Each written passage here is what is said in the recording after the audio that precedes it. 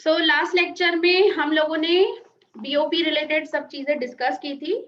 ये बीओपी क्या था, जरा याद दिलाना। क्या था BOP? Yes everyone, what is BOP? Accounting statement which shows import and export values of country.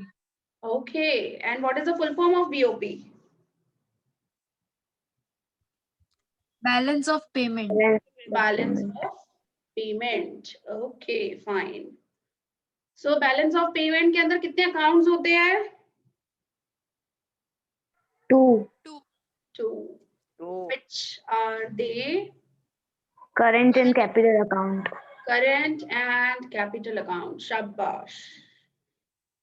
And balance of trade किसको बोलते हैं हम लोग? Balance of trade. Export and imports of tangible goods. हाँ, एक्सपोर्ट मतलब उसका जो बैलेंस आएगा, exports and imports of tangible goods भी बोल सकते हैं हम लोग, और मर्चेंडाइज भी हम लोग बोल सकते हैं, वर्ड यूज कर सकते हैं, राइट? ओके फाइन, सो सिर्फ गुड्स रिलेटेड, हाँ ना, बैलेंस ऑफ ट्रेड। अच्छा, और कितने टाइप्स के बीओपी होते हैं? How many types of BOP are there? Two. Balanced unbalanced. Balanced and unbalanced. Balance मतलब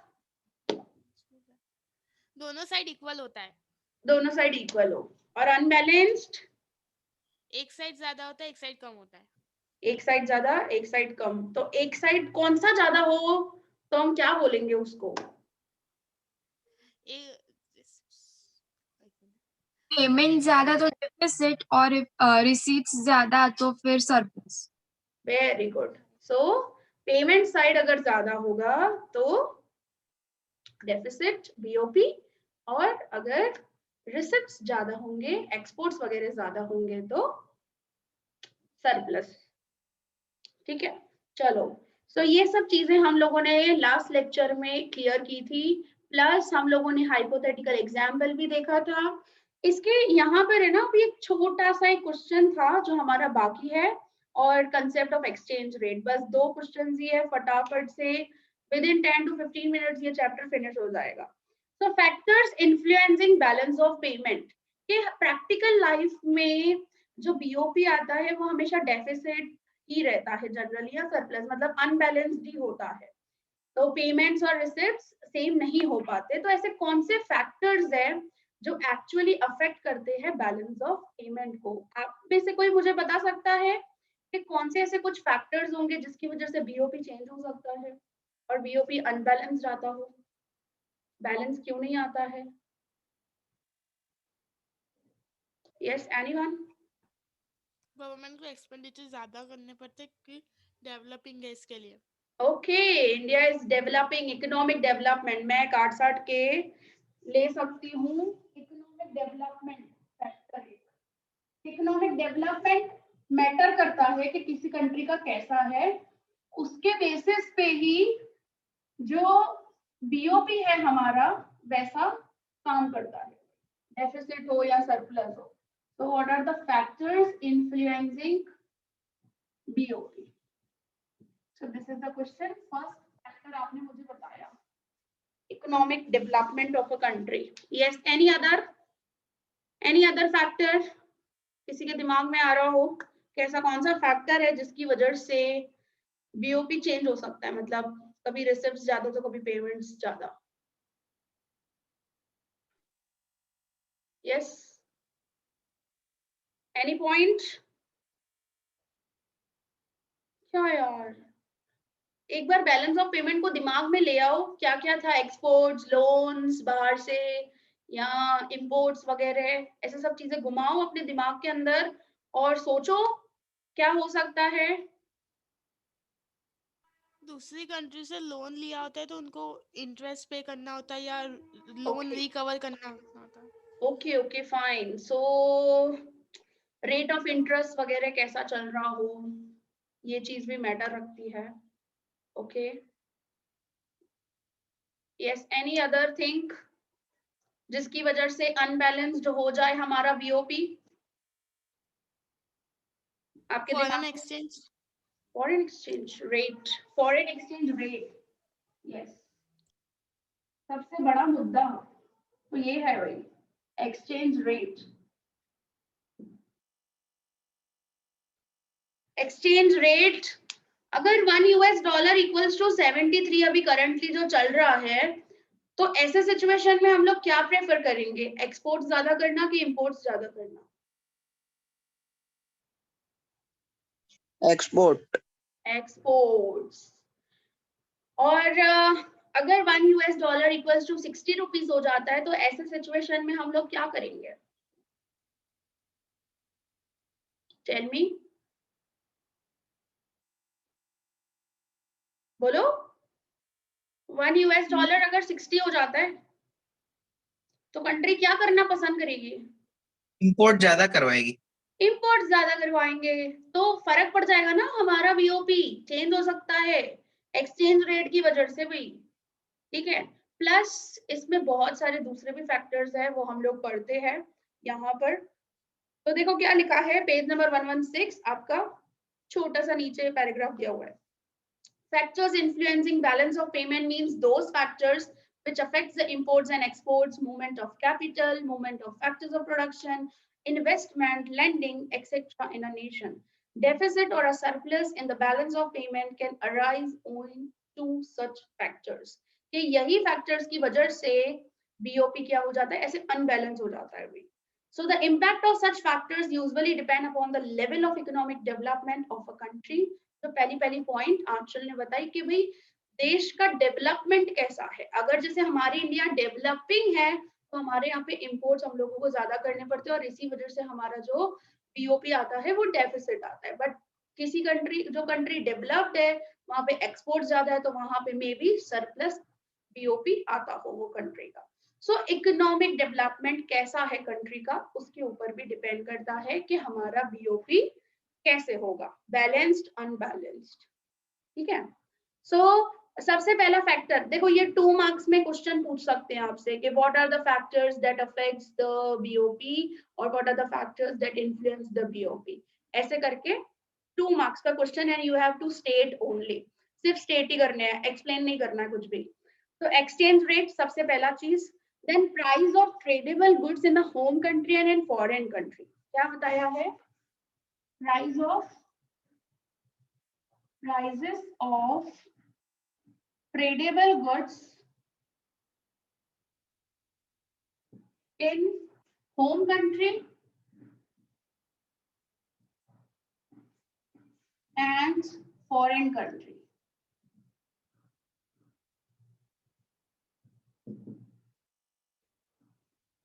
आईफोन खरीदने से पहले हम लोग देखते हैं, अगर कोई चाचा वगैरह हमारा यूएसए गए हुए हो, दुबई गए हो, तो हम लोग कंपेयर करते हैं, यार हमारे इंडिया में तो इतना है आईफोन का रेट, दुबई से तो अपने को सस्ता पड़ेगा, तो हम लोग बोलेंगे कि भाई हमारे लिए प्लीज ले आना फोन, है ना, ये सब चीजें करते हैं हम लोग, राइट।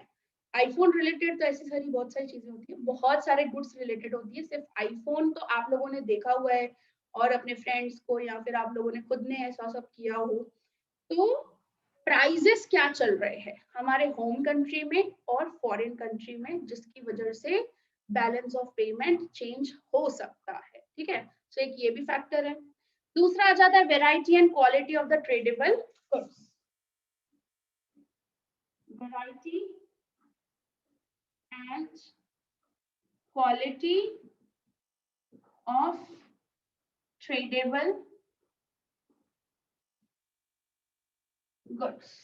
हम लोग इंपोर्ट क्यों करते हैं, क्योंकि हम लोगों को काफी अच्छी वैरायटी के गुड्स, अच्छी क्वालिटी के ब्रांडेड क्लोथ्स वगैरह मिलते हैं, तो हम लोग इसी वजह से इंपोर्ट्स करते हैं। बहुत सारे ब्रांड के क्लोथ्स वगैरह सब कुछ इंडिया में करते हैं ना ये सब चीजें। फिर यहाँ तो हम लोग इलेक्ट्रॉनिक आइटम्स वगैरह बाहर से ले आते हैं, तो ये सब चीजें भी तो यहाँ पे शो करेगा ही करेगा ना, बीओबी में बताएगा ही करेगा। तो variety and the quality of tradable goods कैसा है, that also affects the balance of payment. फिर है इनएविटेबल इंपोर्ट्स, इनएविटेबल मतलब नेसेसरी, कि हमारे देश के लिए जो नेसेसरी इंपोर्ट्स है वो तो अपने को करने ही करने हैं, राइट। तो इनएविटेबल या फिर हम लोग लिख सकते हैं नेसेसरी या फिर रिक्वायर्ड इंपोर्ट्स, जो बहुत जरूरी है एक्चुअली हमारे कंट्री के लिए।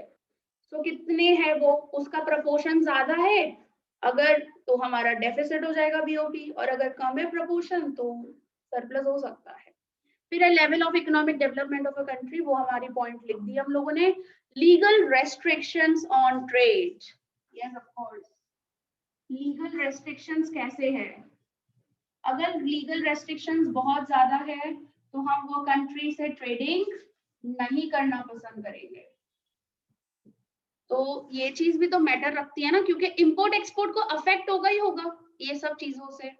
एंड द लास्ट पॉइंट बताइए, ट्रेड सपोर्टिंग फैसिलिटीज, मतलब ट्रांसपोर्टेशन हो गया, इंफ्रास्ट्रक्चर, हाँ transportation, communication, insurance, warehouse, ये सारी जो सर्विसेज वगैरह है वो कैसी है, कैसी फैसिलिटीज है, किस कंट्री में कैसा है, वो सब चीजें हम लोगों को ध्यान में रखनी पड़ती है जब हम लोग इंपोर्टिंग एक्सपोर्टिंग करते हैं।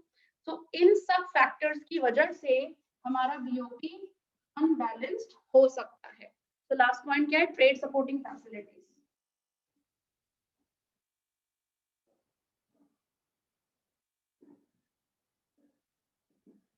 दैट इज, हाँ, trade supporting facilities and infrastructure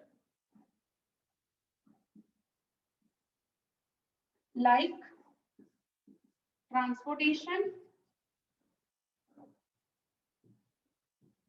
and communication। इसके अलावा भी है हाँ बहुत सारी चीजें, वेयर हाउसेज एंड ऑल, ये सब भी चीजें आ सकती है एक्सेट्रा, तभी लिखा हुआ है। ठीक है, so these are some factors which affects और which influence the balance of payment. So you have to state only, बस उससे ज्यादा कुछ नहीं करना है। नेक्स्ट आ जाते हैं हम लोग, that is a concept of exchange rate. Can anyone tell me what is exchange rate? क्या होता है exchange rate? How exchange rate is determined?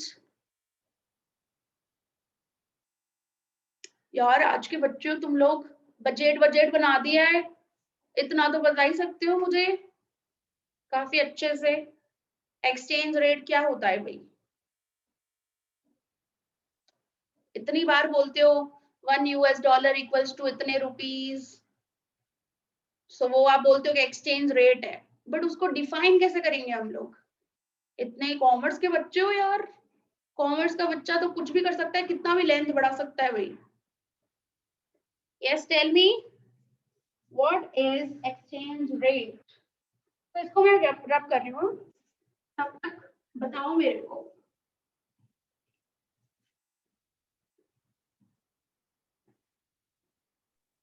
It's of domestic currency required for foreign exchange. शाबाश, कि कितना फॉरेन करेंसी हम लोगों को, मतलब सॉरी, वन फॉरेन करेंसी के सामने कितना आईएनआर हम लोगों को पे करना पड़ता है, राइट? सो हम लोग ऐसा बोल सकते हैं, this is a price. Exchange rate को हम लोग प्राइस भी बोल सकते हैं कि $1 खरीदने के लिए हम लोगों को कितना प्राइस पे करना पड़ रहा है इंडियन रुपीज में। प्राइस भी तो बोल सकते हैं एक्सचेंज रेट को हम लोग, यस और no? Yes ma'am. It's a price, Yes, right? ma'am. So exchange rate, अब मुझे बताओ $1 73 चल रहा है, मुझे बताओ किसकी वैल्यू ज्यादा है, कौन से करेंसी की? यूएसए की के इंडिया की? वैल्यू पूछ रही हूँ मैं। US. यूएसए की। ओके, और इंडिया की कम है। अगर $1 50 हो जाए तो यूएसए। वो भी यूएसए। यूएसए की वैल्यू ज्यादा है, बट इंडिया की कंपैरेटिवली फिर धीरे धीरे अभी कंपेयर करने अगर हम लोग बैठे तो इंडियन रुपी की वैल्यू धीरे धीरे इंक्रीज होगी अगर $1 इक्वल टू 50 रुपीज हो जाता है। बट यूएस डॉलर्स की वैल्यू क्यों ज्यादा है, उसका प्राइस क्यों ज्यादा है मार्केट में? कोई मुझे बता सकता है?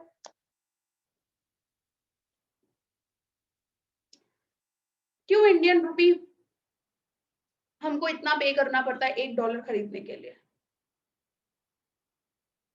जल्दी बोलो। मैम इंडिया एक्सपोर्ट ज्यादा करती है, इंपोर्ट कम करती है इसके लिए। इंडिया एक्सपोर्ट ज्यादा करती है? क्या क्या बोला आपने, एक बार रिपीट करो तो। इंपोर्ट ज्यादा करती हाँ, इंपोर्ट ज्यादा करती है और एक्सपोर्ट्स है, कम एक्सपोर्ट करते हैं। कम करती है।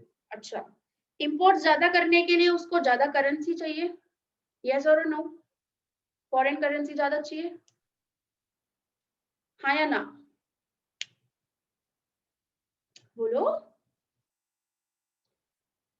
बाहर से खरीदना है तो इंटरनेशनल फॉरेन करेंसी चाहिए ज्यादा, हाँ या ना? Yes ma'am. और जिस चीज की डिमांड अपने ज्यादा करेंगे यस तो उसका प्राइस क्या होगा? Yes ma'am. बढ़ेगा कि कम होगा? इंक्रीज हो जाएगा। Increase बढ़ेगा। हो जाएगा। अपने वो बढ़ेगा। इन्फ्लेशन वाले चैप्टर में भी तो यही चीज पढ़ते आए कि डिमांड ज्यादा है, सप्लाई कम है, तो प्राइस राइज है वही। अगर देखो किसी भी चीज की डिमांड अगर बढ़ जाती है ना, सामने अगर सप्लाई नहीं है उसका इतना, तो उसकी वैल्यू क्या होगी, उसकी प्राइस क्या होगी, ज्यादा ही होगी। जैसे सेम यूएसए है, आज अगर यूएसए जबरदस्त का सप्लाई कर दे मार्केट में डॉलर्स का, तो मुझे बताओ उसकी वैल्यू क्या रहेगी। और या तो इंडिया वाले डिमांड करना छोड़ दे यूएस डॉलर की, तो क्या हो जाएगा exchange rate? Yes tell me. कम हो जाएगा। कम हो जाएगा सिंपली। सो यहाँ पे भी वही कंसेप्ट बताया है कि आपको कंसेप्ट पता होना चाहिए कि क्या हो रहा है एक्चुअली। बेसिक एकदम बच्चों जैसा कंसेप्ट आपके बुक के अंदर बताया कि भाई ऐसा बोल रहे हैं कि 12th वाले जो स्टूडेंट्स हैं ना बेचारे अभी नए नए हैं, फॉरेन ट्रेड के रिलेटेड एक्सचेंज रेट समझा रहे हैं उनको, इतना बेसिक समझाया आपके बुक के अंदर। सो देखो क्या लिखा है, when an Indian tourist visit a foreign country he or she may not be able to purchase goods there in Indian rupees.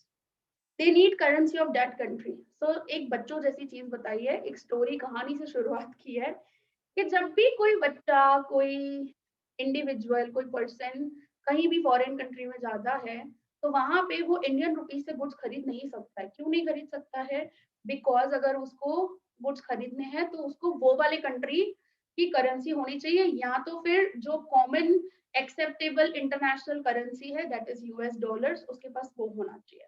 सो अगर आप सिंगापुर जाते हो, कनाडा जाते हो, यूएस जाते हो, बाली जाते हो, मालदीव जाते हो, थाईलैंड जाते हो, यूरोप जाते हो, कहीं पे भी जाते हो आप अगर घूमने के लिए, तो आपके पास या तो उस देश की करेंसी या तो फिर यूएस डॉलर्स होने चाहिए, राइट? सो इंडिया इसी वजह से करेंसी जो है ना सामने क्या कर रही है, ज्यादा डिमांड करती है। So they need currency of that country. Likewise, when Indian importer, same as it is, अगर इंडिया को imports करने हैं तो उसको foreign currency चाहिए ही चाहिए। So जब इंडिया इतना ज्यादा imports करेगा और इतना ज्यादा foreign currency की डिमांड करेगा तो सीधी सी बात है इंडिया की वैल्यू डाउन हो जाएगी भाई। मांग करना है बहुत ज्यादा, वो मांग कर रहा है। आज आप एक सिंपल सा लॉजिक देख लो, मैंने यही चीज आपको बोली थी कि अगर आपको अपनी वैल्यू बढ़ानी है तो आपको अपना सप्लाई कम करना पड़ेगा, तो आप अपनी वैल्यू बढ़ा सकते हो। तो सेम एज इट इज दूसरे कंट्रीज भी यही करते हैं इंडिया के सामने, और इंडिया बेचारों की तरफ, हमको फॉरेन करेंसी चाहिए, हमको फॉरेन करेंसी चाहिए, और तभी इंडिया की जो आईएनआर की वैल्यू है वो दूसरे कंट्री के करेंसी के सामने क्या हो जाती है, कम हो जाती है। So he or she will have to make payment in particular currency or in an international acceptable currency. So these are the examples of India's demand for the foreign currency. So similarly, foreigners may demand Indian currency. Foreigners भी demand करते हैं India की currency का, और ऐसे बहुत से rare countries है जहां इंडियन करेंसी की वैल्यू ज्यादा है compare to that countries value. So therefore, such tourists or traders approach banks or officially registered currency traders to convert their domestic currency into the foreign or international acceptable currency. अब अपने को Dubai जाना हो भाई, तो अपने क्या करेंगे, 2 लाख रुपए को कन्वर्ट करवा के जाएंगे, या तो फॉरेक्स से, फॉरेन एक्सचेंज बैंक से, या तो फिर कोई भी बैंक से हम लोग उसको कन्वर्ट करवा के जाएंगे। भाई अपने को जितना भी 2-3 लाख रुपए जितना लेके जाना हो अपने को, अब दुबई जा रहे हैं इतना तो हम लोगों को कम से कम कन्वर्ट करवा के ही जाना पड़े वहां पे, क्योंकि वहां पे प्राइजेस वगैरह सब कुछ वैसे है, होटल के जो भी प्राइजेस है सब कुछ ध्यान में रखते हुए, और शॉपिंग्स गोल्ड परचेज करते हैं, इलेक्ट्रॉनिक आइटम्स, फिर 1-2 आईफोन तो लेकर ही आएंगे भाई, दुबई जाएंगे तो कोई ना कोई जाएगा तो किसी ना किसी का ऑर्डर तो होगा ही हमको लेके आने का। तो इसी वजह से हम लोगों को इंटरनेशनल एक्सेप्टेबल करेंसी या तो यूएस डॉलर्स में कन्वर्ट करवा के जाने का, या तो जो दुबई की करेंसी चलती है that is dram, right, dram चलता है वहां पे, तो वो करेंसी में हम लोगों को अपने आईएनआर को कन्वर्ट करवा के जाने का। तो such conversion of currency is done at the specific rate. अब जो कन्वर्जन हो रहा है, आईएनआर को कन्वर्ट कर रहे हैं हम लोग किसी और करेंसी में, तो कुछ स्पेसिफाइड रेट पे कन्वर्ट होता है, उस रेट को ही हम लोग क्या बोलते हैं, एक्सचेंज रेट, ठीक है। तो एट द स्पेसिफाइड टाइम, और टाइम के हिसाब से ये रेट्स क्या हो जाते हैं, चेंज हो जाते हैं, क्योंकि आफ्टर ग्लोबलाइजेशन मार्केट क्या बन गया है, एकदम free, according to the demand and supply exchange rate decide किया जाता है। पहले गवर्नमेंट डिसाइड करती थी, सेंट्रल गवर्नमेंट आरबीआई डिसाइड करता था उसके रिलेटेड कितना एक्सचेंज रेट होना चाहिए, but after globalization, after 1991 reforms, ये रेट को क्या कर दिया गया, फ्लेक्सिबल कर दिया। अब according to the purchasing and selling, जितना ज्यादा परचेजिंग होगा वैसे हिसाब से, या सेलिंग जितना होगा, मतलब डिमांड सप्लाई के अकॉर्डिंग इस एक्सचेंज रेट को डिटरमाइन किया जाएगा, ठीक है। So in other words it, sorry एक मिनट, हाँ, which is known as exchange rate. Exchange rate is a price, मैंने आपको यही स्टार्टिंग में ये चीज बोली कि एक्सचेंज रेट क्या है, it is a price. Exchange rate is a price of a foreign currency. किसकी प्राइस है, of a foreign currency.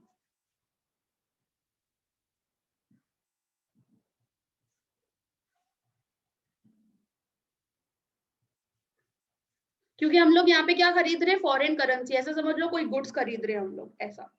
So foreign currency क्या है, एक गुड तरीके से समझ के चलो, तो उसका प्राइस जो पे करना पड़ता है in terms of domestic currency, ऐसे in terms of domestic currency, and in other words it is the units of the home currency required to buy 1 unit of foreign currency। हम लोग इस तरीके से भी बोल सकते हैं कि कितने रुपीस हम लोगों को होम करेंसी चाहिए जो हम लोग एक बाहर के कंट्री का डॉलर खरीद सके, या बाहर कोई किसी भी कंट्री की करेंसी हम लोग खरीद सके। तो the rate at which the currency of one country can be converted into the currency of another country can be called as an exchange rate। Even ये भी हम लोग बोल सकते हैं कि जिस रेट पे कन्वर्जन होता है एक कंट्री का दूसरे कंट्री की करेंसी में, उसी रेट को हम लोग एक्सचेंज रेट टर्म करते हैं।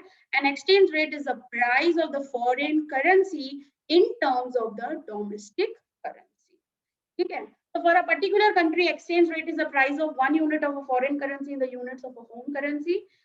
दोबारा से बोलिए, बार डेफिनेशन एक ही। हम लोग ऊपर वाले पैराग्राफ में भी यही डिफाइन पढ़ी, नीचे वाले पैराग्राफ में भी यही डिफाइन पढ़ रहे हैं। So it is the units of a home country required to buy 1 unit of the foreign currency। For example, exchange rate of US dollar 1 is equals to the rupees 60। That इसका मतलब क्या हुआ, in order to buy 1 US dollar a price of rupees 60 must be paid, right? So हम लोगों को 60 rupees पे करने पड़ेंगे $1 खरीदने के लिए। So rise in the exchange rate for India means that the value of Indian currency has declined in the international market। अगर 1 US dollar 60 की जगह पे 65 हो गया, मतलब INR इंडियन रुपी की वैल्यू क्या हो गई, इंटरनेशनल मार्केट में डाउन हो गई। So for now more Indian rupees will have to be paid, मतलब 60 की जगह अब 65 rupees अपने को देना पड़ रहा है, will have to be paid to buy 1 unit of the foreign currency। It implies that the foreign currency become expansive and hence the value of Indian rupee falls. Initially, if US dollar 1 is equals to 60 and if the exchange rate rises for India, that is 1 US dollar is equals to 65. Example देखो, बच्चों जैसा example बताया भाई, example भी बता रहे, paragraph को भी वही explain कर रहे हैं. So on the other hand, when exchange rate falls for India, the value of Indian rupees rises. अगर ये exchange rate क्या हो जाएगा, कम हो जाएगा. अगर 1 US dollar equals to 50 हो गया, मतलब US डॉलर सस्ता हो गया भाई, पहले 60 रुपए पे करने पड़ते थे, 50 रुपए पे करने पड़ेंगे. तो इंडियन रुपी की वैल्यू क्या हो जाएगी, राइज हो जाएगी. ठीक है. सो ये जो चेंजेस होते रहते हैं, ये according to the demand and supply change होता रहता है मार्केट में. जितना ज्यादा डिमांड करेंगे अपने अगर सामने वाली कंट्री की करेंसी को, उतना इंडिया की वैल्यू क्या हो जाएगी, डाउन हो जाएगी भाई. ये समझ के चलो. जितना आप किसी और को भाव दोगे, मैं ऐसा भी बोलती हूँ भाई, जितना आप उसको वैल्यू करवाओगे, वैल्यू करवाना मतलब उसको इंपॉर्टेंस दे रहे हो ना, हर बार उसको इंपॉर्टेंस दोगे, खुद को इंपॉर्टेंस दो भाई, खुद की वैल्यू बढ़ानी है तो. सो इंडिया को भी यही करना है. अगर इंडिया को खुद की वैल्यू बढ़ानी है तो दूसरों को इंपॉर्टेंस देना बंद करना है, खुद को इंपॉर्टेंस देना ज्यादा करना है. तो खुद को इंपॉर्टेंस कैसे दिया जाएगा, खुद के गुड्स बढ़ाओ, अच्छे बनाओ, प्रोडक्शन बढ़ाओ, वेराइटीज बढ़ाओ, क्वालिटी इंप्रूव करो और एक्सपोर्ट्स करो ज्यादा से ज्यादा. तो हम लोग डिमांड कम करेंगे ना फॉरेन करेंसी का. ठीक है. सो जिंदगी में ये चीज याद रखना, this is the quote for a day, कि अगर खुद की वैल्यू बढ़ानी है अब अगर अपने को, तो दूसरों को भाव देना कम करना पड़ेगा. दूसरों को इंपॉर्टेंस मत दो. बी यू वाला काम होना चाहिए. Just be you. मेरा कल का ही ये वाला स्टेटस था, अगर आप लोगों ने देखा हो तो. ठीक है. सो however in actual analysis of the rise or a fall in the value of currency, the time gap between the rise or a fall in the value of currency prices of the goods in various countries are taken into consideration. देखो वही बोला है ना कि prices क्या चल रहे हैं एक कंट्री में दूसरे कंट्री में, फिर डिमांड सप्लाई कैसा है, तो वो सब चीजें कंसीडर करनी पड़ती है जब एक्सचेंज रेट डिटरमाइन करना होता है. Sometime exchange rate changes owing to the open market forces. Sometimes नहीं, अभी तो ऐसा ही होता है. आपके बुक में भले ये लिखा हुआ है समटाइम्स वाली चीज चली गई भाई, पुरानी हो गई. अब तो पूरा का पूरा open market forces, that is according to the demand and supply. And sometimes government of a country में ऑल्टर. यस, ये चीज मैं आपको बता रही हूँ कि कभी अगर बहुत मतलब 1 US डॉलर इक्वल्स टू 80 हो गया, 85 हो गया, ऐसे हाथ से चीजें जाने लगी ना अगर हमारे, तब सरकार बीच में आती है, सेंट्रल गवर्नमेंट बीच में आती है. वैसे क्या हो गया, फ्लेक्सिबल एक्सचेंज रेट सिस्टम हो गया है. लेकिन जब सरकार बीच में आए, सेंट्रल गवर्नमेंट बीच में आए ना, मतलब इन शॉर्ट गवर्नमेंट के बदले में कौन डिसीजंस लेता है सारे फिनेंशियली, आरबीआई. तो आरबीआई अगर बीच में आती है ना एक्सचेंज रेट को ऑल्टर करने के लिए, कुछ ना कुछ ऐसा करती है जिससे एक्सचेंज रेट कंट्रोल रहे भाई, इंडिया की वैल्यू और ज्यादा डाउन नहीं हो फॉरेन करेंसी के सामने, तो उसको हम लोग बोलते हैं मैनेज फ्लोटिंग करना. क्या बोलते हैं हम लोग उसको, मैनेज फ्लोटिंग करना. और हम लोग इवन डर्टी फ्लोटिंग भी बोलते हैं उसको, कि जो flexible market, flexible exchange rate चल रहा है उसका मार्केट, उसके बीच में घुसी आरबीआई और फिर उसने ऐसे अचानक से थोड़े बहुत चेंजेस किए, जिसकी वजह से इंडियन रुपी की वैल्यू मेंटेन रही फॉरेन मार्केट में, इंटरनेशनल मार्केट में. और उसी प्रोसेस को हम लोग मैनेज फ्लोटिंग या फिर डर्टी फ्लोटिंग भी बोलते हैं. सो this is the actually it's not given in your text book, ये चीज मैं आपको बता रही हूँ कि ये चीज बोली जाती है. ठीक है. लिखा है ना देखो, sometimes government of a country में alter the exchange rate to impact the imports and exports. तो उसको हम लोग मैनेज फ्लोटिंग करना या डर्टी फ्लोटिंग बोलते हैं. So if the exchange rate rises for India and the value of rupees falls, अगर exchange rate बढ़ जाता है, मुझे बताओ, अगर exchange rate बढ़ जाता है और इंडियन रुपी की वैल्यू डाउन हो गई, तो इंडिया को क्या करना चाहिए, एक्सपोर्ट ज्यादा करना चाहिए कि इंपोर्ट ज्यादा करना चाहिए? एक्सपोर्ट्स. सो वही चीज लिखी है, the demand for the imports by India tends to decline and India's exports tends to the rise. अब यही सेंटेंस को एग्जाम्पल के तरीके से समझाया कि अगर प्राइस यूएस डॉलर की 60 से 65 रुपीज हो गई, तो अभी जो चीज मतलब पहले हम लोग $1 खरीदने के लिए 60 रुपए देने पड़ते थे हम लोगों को, अब हम लोग 65 रुपए 65 रुपीज हम लोग उसको पे कर रहे हैं। तो सीधी सी बात है कि अगर हम लोग इम्पोर्ट, पहले अगर हम इम्पोर्ट कर रहे थे तो हम लोगों को कोई भी गुड खरीदने के लिए 1 अगर डॉलर का है हम लोगों को 60 रुपीज देने पड़ते थे, अब 65 रुपीज देने पड़ेंगे। तो हम इतने बेवकूफ तो है नहीं कि हम लोग इतना ज्यादा पेमेंट करेंगे, और हमारे अंदर इतनी रईसी इंडिया में नहीं है कि हम लोग ऐसा डिसीजन लेंगे कि हम लोग इम्पोर्ट्स ज्यादा करें, क्योंकि हम लोगों को 60 की जगह पे 65 में मिल रहा है। तो हमारा इंडिया थोड़ा बिजनेस वाला है, तो बिजनेस दिमाग अपने को चलाना है। अपने को चीज महंगी पड़ रही है भाई, अपने को महंगी पड़ी है तो अपने उस चीज को प्रेफर नहीं करें। It's better to make in home country यार, खुद हमारे इंडिया में प्रोडक्शन करें। हमारे इंडिया में कोई कमी है? बिजनेस माइंड इतना अच्छा है, हम लोग कर सकते हैं। वो सामने वाला कंट्री कर सकता है तो हम लोग क्यों नहीं कर सकते भाई? हम लोगों के पास भी दिमाग है। So it's better to decline the imports. भाई मैं उसके ऊपर डिपेंड नहीं रहूं और खुद प्रोडक्शन करने की कोशिश करूं। So while earlier by spending $1, a foreign trader could purchase goods worth ₹60.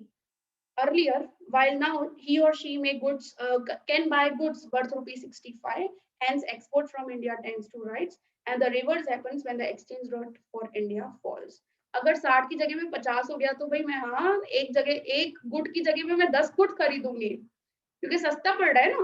अपना बिजनेस माइंड चलाना है, अपने कॉमर्स वाले पे, तो हम लोगों को वैसा ही दिमाग चलाना होता है। तो अगर 60 की जगह पे अपने को 50 रुपए पड़ रहा है वो चीज, तो अपने खरीदेंगे अच्छा खासा, इम्पोर्ट्स करेंगे हम अच्छे से। और अगर अपने को महंगा पड़ रहा है तो हम क्यों करें? इससे अच्छा मैं गुड्स बनाकर मैं किसी और कंट्री में ना बेचूं, ऐसा दिमाग नहीं चलाऊं कि 5 रुपए मैं अपने आप को फायदा करवाऊं। तो एक्सचेंज रेट के हिसाब से ये पूरा का पूरा जो ट्रांजैक्शन होता है इंपोर्ट एक्सपोर्ट्स पे असर पड़ता है। तो हम लोगों ने फैक्टर्स में देखा ना, सबसे पहला क्या था? Exchange rate. देखा, एक्सचेंज रेट की वजह से पूरा इंपोर्ट एक्सपोर्ट हिल जाता है, पूरा ऊपर नीचे हो जाता है, जिसकी वजह से पीओपी अनबैलेंस्ड हो सकता है। ठीक है, so that's it about the concept of exchange rate. 2 mark के अंदर कंसेप्ट पूछ सकते हैं आपसे। 2 मार्क में आप बेसिक इंट्रोडक्शन आप लिखना चाहो तो लिख सकते हो, अगर नहीं तो डायरेक्टली डेफिनेशन लिखो, एग्जाम्पल बताओ, और बताओ कि अगर एक्सचेंज रेट बढ़ जाता है तो इंडिया के पास दिमाग है, इंडिया एक्सपोर्ट ज्यादा करेगा, इंपोर्ट्स कम करेगा।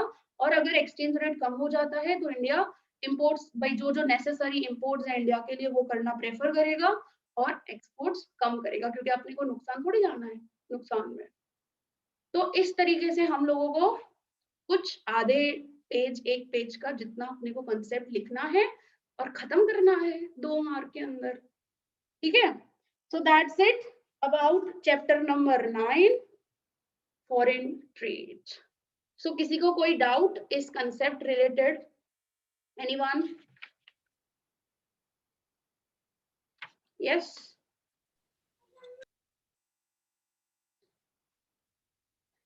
ठीक है। अभी हाँ, आप लोगों को मैंने असाइनमेंट दी थी कि हम लोग है ना फटाफट से असाइनमेंट वगैरह भी कर ही ले, क्योंकि ये फॉरेन ट्रेड तो चैप्टर फिनिश हो गया हमारा, तो साथ साथ में हमारी असाइनमेंट भी हो जाए, साथ साथ में लर्निंग वाला चीज भी हो जाए हमारे लिए। चलो भाई, अगर असाइनमेंट में कोई प्रॉब्लम है तो आप मुझे बोल सकते हो, और मैं असाइनमेंट खोल ही रही हूँ और एमसीक्यूज वगैरह बता दे रही हूँ, हम लोग डिस्कस कर दे रहे हैं एमसीक्यूज। एक सेकेंड, और है ना 4 मिनट जितने ही पड़े हैं, तो प्लीज 10 मिनट के लिए रीजॉइन हो जाना है ना? चलो मुझे आप आंसर दे सकते हो जिसको आए। तो dash is the main reason for international trade. क्या है main reason? Technology, currency, division of labour और none of these. Main reason international trade का? Currency. No, Division of labor. Division of labor. Yes. So this is the right answer. Division of labor is different in different countries. So main जो मकसद है ना वो division of labor है कि हर देश में हर टाइप का जो लेबर है वो अलग अलग है। तो this is the main reason why international trade is happening. ठीक है, so answer आएगा C, division of labor. Next, dash factor is less mobile in international market or international trade. Labor, yes, less mobile, of course. Labor, land तो immobile है, और capital भी चले, अभी तो काफी ग्लोबलाइजेशन के बाद तो कैपिटल भी अच्छा खासा, उसमें भी मोबिलिटी आ गई है और एंटरप्रेन्योर में भी मोबिलिटी काफी अच्छी आ गई है. तो आंसर आएगा labour. Yes. Next, dash factor is no mobility in international trade. Land. Balance of payment have dash accounts. 2. Yes. Current account. Capital account. Okay. What is trade? क्या होता है trade? Yes. Trade यार जल्दी बताओ. Commercial activity which involves exchange of goods, services, resources, capital, technology, etc. शाबाश. Against पैसा. पैसा पैसा कैसे बोल सकते हैं हम लोग, कॉमर्स वाले हम लोग तो. अगेंस्ट मनी है ना. Okay. What is internal trade? Yes, internal trade क्या होता है भाई, थोड़ा जल्दी बताएंगे सब लोग, इतने सारे जने हो. मेरे को तो ऐसा लगता है कंपटीशन मच गया है, आवाज इसे मिक्स हो जानी चाहिए सबकी. Yes, internal trade, trade with in The boundary of geographical borders. okay, within the geographical boundaries of a country. Okay. What is international trade?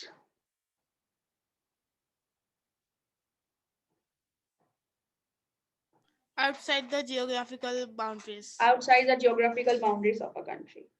If the domestic cost is high, अगर अपने को महंगी पड़ती है चीज तो अपने इंपोर्ट करेंगे कि एक्सपोर्ट करेंगे? क्या प्रेफरेबल है, एडवाइजेबल क्या है? कोई भी चीज अगर अपने को, क्या करेंगे? आईफोन ले लो, आईफोन अपने Export.